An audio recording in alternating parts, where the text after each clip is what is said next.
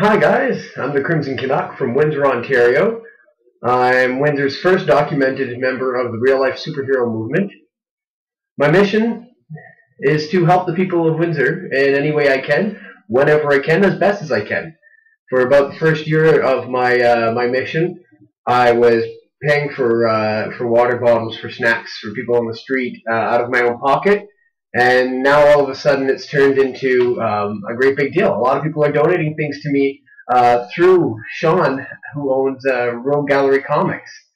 So I've had a lot of help and a lot of support from the people of Windsor in the last few months.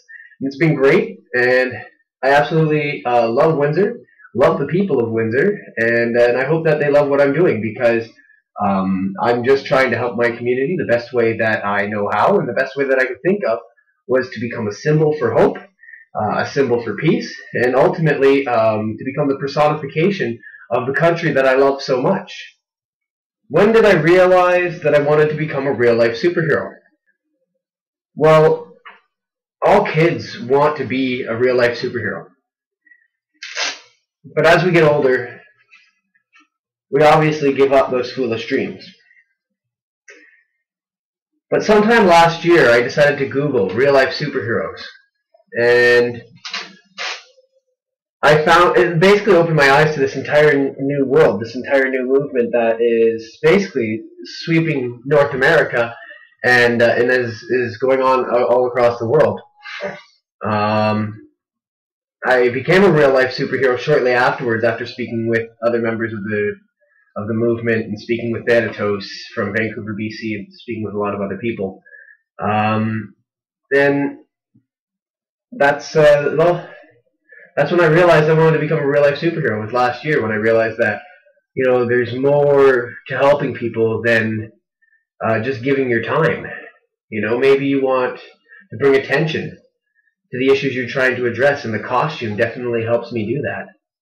So that's why I became a real-life superhero last year of October 2011. Your third question is, what benefits do I feel come from wearing my costume? Well, wearing a costume gets people to ask questions, generates interest in the real-life superhero community, conceals my identity, because my identity isn't important. What's important is what I'm doing. Ultimately, that's all I want. I want people to ask questions about what I'm doing in the community. I do want to generate interest in the real-life superhero movement and get more people involved. I do want to raise awareness about the issues that I'm concerned about and that I'm trying to address. And ultimately, I do want to be a symbol for my community. I do want to be a symbol of Windsor, and a symbol of good for Windsor, and a symbol of, caring and sharing and helping in my community. That's the main motivation behind being a superhero, is to become that symbol and to raise awareness about what I want to do and what I'm trying to do. So definitely, it benefits me by raising awareness and getting people to ask questions, and ultimately getting me people like you asking me questions, which is great. I definitely encourage anybody who wants to know more about the movement to ask me exactly what my motivation is, and ask me questions, as many questions and whatever questions you like. Your fourth question is, what pointers would I give anybody aspiring to be a real-life superhero? And the only thing that I can say is, do what you're passionate about. If you're passionate about helping the homeless, if you're passionate about animal rights activism, if you're passionate about anything, educate yourself on that subject, find out what you can do to help, and then do it as a real-life superhero.